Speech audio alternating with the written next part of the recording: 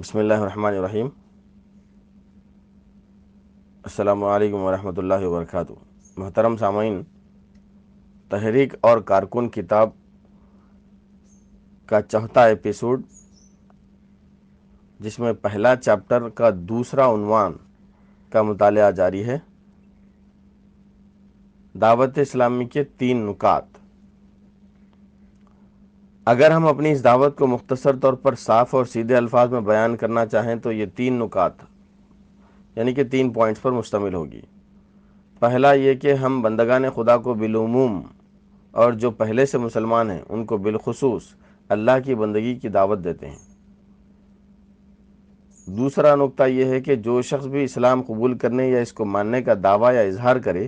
اس کو ہم دعوت دیتے ہیں کہ وہ اپنی زندگی سے منافقت اور تناقض کو خارج کر دے، اور جب وہ مسلمان ہے یا بنا ہے تو مخلص مسلمان بنے اور اسلام کے رنگ میں رنگ کر ایک رنگ ہو جائے۔ تیسرا یہ کہ زندگی کا نظام جو آج باطل سرپرستوں اور فساق و فجار کی رہنمائی اور قیادت و فرما روائی میں چل رہا ہے، اور معاملات دنیا کے نظام زمام کار جو خدا کے باغیوں کے ہاتھ میں آ گئی ہے، ہم یہ دعوت دیتے ہیں کہ اسے بدلا جائے اور رہنمائی و امامت نظری اور عملی دونوں حیثیتوں سے مومنین و صالحین کے ہاتھ میں منتقل ہو۔ بندگی رب کا حقیقی مفہوم۔ اللہ تعالیٰ کی بندگی کی طرف دعوت دینے کا مطلب صرف اتنا ہی نہیں ہے کہ خدا کو خدا اور اپنے آپ کو خدا کا بندہ تو مان لیا جائے، مگر اس کے بعد اخلاقی و عملی اور اجتماعی زندگی ویسی کی ویسی ہی رہ جائے جیسی خدا کو نہ ماننے اور اس کی بندگی کا اعتراف نہ کرنے کی صورت میں ہوتی ہے۔ اسی طرح خدا کی بندگی کا یہ مطلب بھی نہیں ہے کہ خدا کو فوق الفطری طریقے پر خالق، رازق اور معبود تسلیم کر لیا جائے، مگر عملی زندگی کی فرما روائی و حکمرانی سے اس کو بے دخل کر دیا جائے۔ اسی طرح خدا کی بندگی کا مطلب یہ بھی نہیں ہے کہ زندگی کو مذہبی اور دنیاوی 2 الگ الگ حصوں میں تقسیم کیا جائے، اور صرف مذہبی زندگی میں، جس کا تعلق عقائد، عبادات اور حرام و حلال کی چند محدود قیود سے سمجھا جاتا ہے، خدا کی بندگی کی جائے۔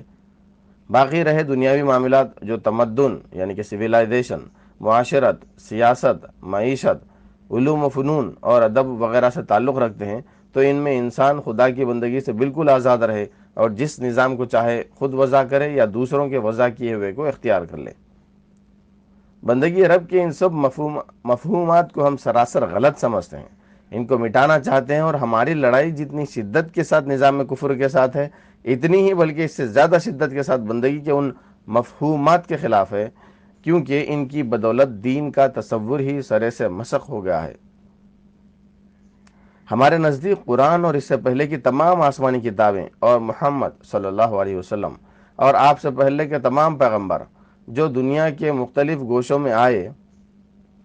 ان کی بالاتفاق دعوت جس بندگی رب کی طرف تھی وہ یہ تھی کہ انسان خدا کو پورے معنی میں الہ اور رب، معبود اور حاکم، آقا اور مالک، رہنما اور قانون ساز، محاسب اور مجازی یعنی کہ جزا دینے والا تسلیم کرے، اور اپنی پوری زندگی کو خواہ وہ شخصی پرائیویٹ ہو یا اجتماعی کلیکٹیو، اخلاقی ہو یا مذہبی، تمدنی و سیاسی اور معاشی ہو یا علمی اور نظری، اسی ایک خدا کی بندگی میں سپرد کر دے۔ یہی مطالبہ ہے جو قرآن میں اس طرح کیا گیا ہے کہ ادخلوا فی السلم کافہ، تم پورے کے پورے اسلام میں داخل ہو جاؤ، یعنی اپنی زندگی کے کسی پہلو اور کسی شعبے کو بندگی رب سے محفوظ ریزرو کر کے نہ رکھو، اپنے تمام وجود کے ساتھ، اپنی پوری ہستی کے ساتھ خدا کی غلامی و اطاعت میں آ جاؤ۔ زندگی کے کسی معاملے میں بھی تمہارا یہ طرز عمل نہ ہو کہ اپنے آپ کو خدا کی بندگی سے آزاد سمجھو اور اس کی رہنمائی اور ہدایت سے مصطفیٰ ہو کر، اور اس کے مقابلے میں خود مختار بن کر یا کسی خود مختار بنے ہوئے بندے کے پیرو یا مطیع ہو کر وہ راہ چلنے لگو جس کی ہدایت خود خدا نے نہ دی ہو۔ بندگی کا بھی وہ مفہوم ہے جس کی ہم تبلیغ کرتے ہیں اور جسے قبول کرنے کی سب لوگوں کو، مسلمانوں اور غیر مسلموں سے سب کو دعوت دیتے ہیں۔ منافقت کی حقیقت۔ دوسری چیز جس کی ہم دعوت دیتے ہیں وہ یہ ہے کہ اسلام کی پیروی کا دعویٰ کرنے والے یا اسلام قبول کرنے والے سب لوگ منافقانہ رویے کو بھی چھوڑیں اور اپنی زندگی کو تناقضات، انکنسسٹنسیز سے بھی پاک کریں۔ منافقانہ رویے سے ہماری مراد یہ ہے کہ آدمی جس دین کی پیروی کا دعویٰ کرے اس کے بالکل برخلاف نظام زندگی کو اپنے اوپر حاوی و مسلط پا کر راضی و مطمئن رہے، اس کو بدل کر اپنے دین کو اس کی جگہ قائم کرنے کی کوئی صحیح نہ کرے، بلکہ اس کے برعکس اسی فاسقانہ و باغیانہ نظام زندگی کو اپنے لیے سازگار بنانے اور اس میں اپنے لیے آرام کی جگہ پیدا کرنے کی فکر کرتا رہے، یا اگر اس کو بدلنے کی بھی کوشش کرے تو اس کی غرض یہ نہ ہو کہ اس فاسقانہ نظام زندگی کی جگہ دین حق قائم ہو، بلکہ صرف یہ کوشش کرے کہ یہ ایک فاسقانہ نظام ہٹا کر دوسرا فاسقانہ نظام اس کی جگہ قائم ہو جائے۔ ہمارے نزدیک یہ طرز عمل سراسر منافقانہ ہے، اس لیے کہ ہمارا ایک نظام زندگی پر ایمان رکھنا اور دوسرے نظام زندگی میں راضی رہنا بالکل ایک دوسرے کی ضد ہیں، اپوزٹ ہیں۔ مخلصانہ ایمان کا اولین تقاضا یہ ہے کہ جس طریقے زندگی پر ہم ایمان رکھتے ہیں اسی کو ہم اپنا قانون حیات دیکھنا چاہیں، اور ہماری روح اپنی آخری گہرائیوں تک ہر اس رکاوٹ کے پیش آ جانے پر بے چین و مضطرب ہو جائے جو اس طریقے زندگی کے مطابق جینے میں سد راہ بن رہی ہو۔ ایمان تو ایسی کسی چھوٹی سے چھوٹی رکاوٹ کو بھی برداشت کرنے کے لیے تیار نہیں ہو سکتا، کجا کہ اس کا پورا دین کسی دوسرے نظام زندگی کا تابع محمل بن کر رہ گیا ہو۔ اس دین کے کچھ اجزاء پر عمل ہوتا بھی ہو تو صرف اس وجہ سے کہ غالب نظام زندگی نے ان کو بے ضرر سمجھ کر رعایتاً باقی رکھا ہو، اور ان رعایات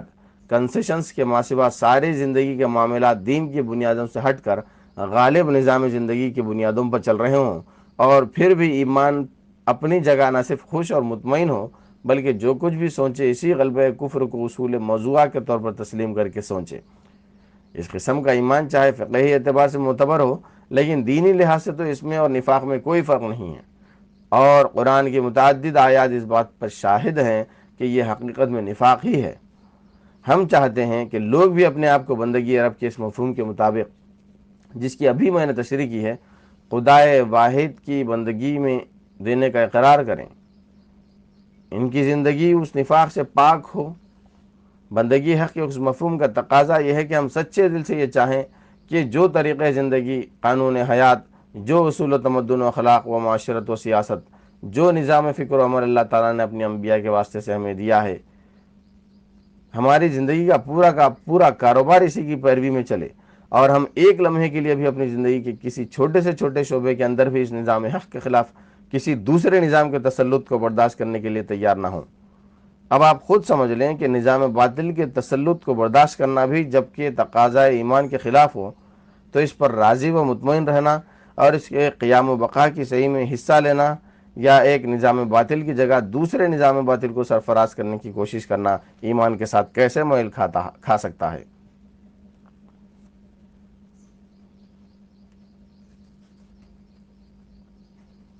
تناقض کی حقیقت یعنی کہ انکنسسٹنسیز۔ اس نفاق کے بعد دوسری چیز جس کو ہم ہر پرانے اور نئے مسلمان کی زندگی سے خارج کرنا چاہتے ہیں اور جس کے خارج کرنے کی ہر مدعی ایمان کو دعوت دیتے ہیں وہ تناقض ہے۔ تناقض سے ہماری مراد یہ ہے کہ آدمی جس چیز کا زبان سے دعویٰ کرے عمل سے اس کی خلاف ورزی کرے۔ نیز یہ بھی تناقض ہے کہ آدمی کا اپنا عمل ایک معاملے میں کچھ ہو اور دوسرے معاملے میں کچھ۔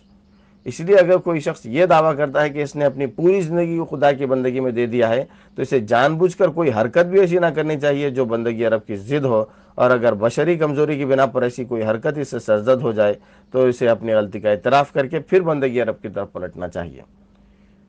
ایمان کے مقتضیات میں سے یہ بھی ایک اہم مقتضا ہے کہ پوری زندگی صبغت اللہ میں رنگی ہوئی ہو۔ پچرنگی اور چورنگی تو درکنار، دو رنگی زندگی بھی دعوی ایمان کے ساتھ میل نہیں کھاتی۔ ہمارے نزدیک یہ بات بہروپیے پن سے کم نہیں ہے کہ ہم ایک طرف تو خدا اور آخرت اور وحی اور نبوت اور شریعت کو ماننے کا دعویٰ کریں اور دوسری طرف دنیا کی طلب میں لپکے ہو اور ان درسگاہوں کی طرف خود دوڑیں، دوسروں کو ان کا شوق دلائیں، اور آپ خود اپنے اہتمام میں ایسی درسگاہیں چلائیں جن میں انسان کو خدا سے دور کرنے والی، آخرت کو بھلا دینے والی، مادہ پرستی میں غرق کر دینے والی تعلیم دی جاتی ہے۔ ایک طرف ہم خدا کی شریعت پر ایمان رکھنے کا دعویٰ کریں اور دوسری طرف ان عدالتوں کے وکیل اور جج بنیں اور انہی عدالتوں کے فیصلوں پر ایمان رکھنے کا دعویٰ کریں جو شریعت غیر الہی کی بنیاد پر قائم کی گئی ہوں۔ ایک طرف ہم مسجد میں جا کر نمازیں پڑھیں اور دوسری طرف مسجد سے باہر نکلتے ہی اپنے گھر کی زندگی میں، اپنے لین دین میں، اپنے معاش کی فراہمی میں، اپنی شادی بیاہ میں، اپنی میراثوں کی تقسیم میں، اپنی سیاسی تحریکوں میں اور اپنے ساری دنیاوی معاملات میں خدا اور اس کی شریعت کو بھول کر کہیں اپنے نفس کے قانون کی، کہیں اپنے برادری کے رواج کی، کہیں اپنے سوسائٹی کے طور طریقوں کی، اور کہیں خدا سے پھرے ہوئے حکمرانوں کے قوانین کی پیروی میں کام کرنے لگیں۔ ایک طرف ہم اپنے خدا کو بار بار یقین دلائیں کہ ہم تیرے ہی بندے ہیں اور تیری ہی عبادت کرتے ہیں، اور دوسری طرف ہر اس بت کی پوجا کریں جس کے ساتھ ہمارے مفاد، ہماری دلچسپیاں اور ہماری محبتیں اور آسائشیں کچھ بھی وابستگی رکھتی ہوں۔ یہ اور ایسے ہی بے شمار متناقضات جو آج مسلمانوں کی زندگی میں پائے جاتے ہیں، جن کے موجود ہونے سے کوئی ایسا شخص جو بینائی رکھتا ہو انکار نہیں کر سکتا۔ ہمارے نزدیک وہ اصلی گھن ہے جو امت مسلمہ کی سیرت و اخلاق کو اور اس کے دین و ایمان کو اندر ہی اندر کھائے جاتے ہیں، اور آج زندگی کے ہر پہلو میں مسلمانوں سے جن کمزوریوں کا اظہار ہو رہا ہے، ان کی اصل جڑ یہی تناقضات ہیں۔ ایک مدت تک مسلمانوں کو اطمینان دلایا جاتا رہا ہے کہ تم شہادت توحید اور رسالت زبان سے ادا کرنے اور روزہ و نماز وغیرہ چند مذہبی اعمال کو لینے کے بعد خواہ کتنے ہی غیر دینی اور غیر ایمانی طرز عمل اختیار کر جاؤ، یہ بہرحال نہ تمہارے اسلام پر کوئی آنچ آ سکتی ہے اور نہ تمہاری نجات کو کوئی خطرہ لاحق ہو سکتا ہے۔ حتیٰ کہ اس ڈھیل الاونس کی حدود اس حد تک بڑھیں کہ نماز روزہ بھی مسلمان ہونے کے لیے شرط نہ رہا، اور مسلمانوں میں عام طور پر یہ تخیل پیدا کر دیا گیا، یہ خیال پیدا کر دیا گیا کہ ایک طرف ایمان اور اسلام کو اقرار ہو اور دوسری طرف ساری زندگی اس کی ضد ہو، تب بھی کچھ نہیں بگڑتا۔ لن تمسنا النار الا ایاما معدودہ۔ اسی چیز کا نتیجہ آج ہم یہ دیکھ رہے ہیں کہ اسلام کے نام کے ساتھ ہر فسق، ہر کفر اور ہر معصیت و نافرمانی اور ظلم و سرکشی کا جوڑ آسانی سے لگ جاتا ہے، اور مسلمان مشکل ہی سے محسوس کرتے ہیں کہ جن راہوں میں وہ اپنے اوقات، اپنی محنتیں، اپنی مال، اپنی قوتیں اور قابلیتیں اور اپنی جانیں کھپا رہے ہیں، اور جن مقاصد کے پیچھے ان کی انفرادی اور اجتماعی کوششیں صرف ہو رہی ہیں، وہ اکثر ان کے ایمان کی ضد ہیں جس کا وہ دعویٰ رکھتے ہیں۔ یہ صورتحال جب تک جاری رہے گی، اسلام کے دائرے میں نو مسلموں کا داخلہ بھی کوئی مفید نتیجہ پیدا نہ کر سکے گا، کیونکہ جو منتشر افراد اس کان نمک میں آتے جائیں گے وہ اسی طرح نمک بنتے چلے جائیں گے۔ بس ہماری دعوت کا ایک لازمی عنصر یہ ہے کہ ہم ہر مدعی ایمان کی زندگی کو ان تناقضات سے پاک دیکھنا چاہتے ہیں۔ ہمارا مطالبہ ہر مومن سے یہ ہے کہ وہ حنیف ہو، یکسو ہو، ایک رنگ مومن و مسلم ہو، ہر اس چیز سے کٹ جانے اور نہ کٹ سکتا ہو تو پیہم کٹنے کی جد و جہد کرتا رہے جو ایمان کی ضد اور مسلمانہ طریقۂ زندگی کے منافی ہو، اور خوب اچھی طرح مقتضیات ایمان میں سے ایک ایک تقاضے کو سمجھے اور اسے پورا کرنے کی پیہم صحیح کرتا رہے۔ 4واں ایپیسوڈ مکمل ہوا۔ آنے والے آڈیو میں امامت کے تغیر کی ضرورت آگے کا مطالعہ کیا جائے گا۔ جزاک اللہ۔